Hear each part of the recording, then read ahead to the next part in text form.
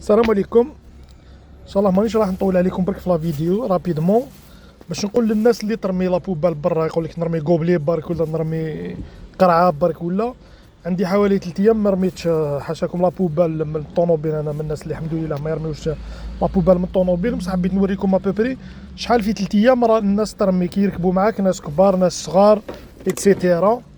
هاليك عندي ولادي يركبوا معايا، ناس كبار يركبوا معايا كانيت دقيقة. فوالا حاشاكم على كل حال باش تشوفوا الكمية اللي تلحق ليها ترميها انت في 3 ايام. تسمى المعدل. كاين ناس بزاف اللي يستعملوا لي كوبلي. فوالا هاديك حاشاكم على كل حال كما قلنا. هاديك شوفوا شحال تلحق. هذا ترميه كل 3 ايام، يعني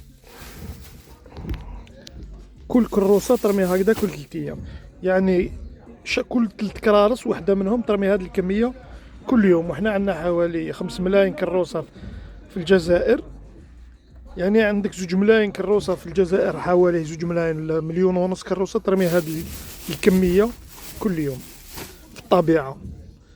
يعني ماذا بينا الواحد يجمع لابوبال تاعو تاع الطوموبيل.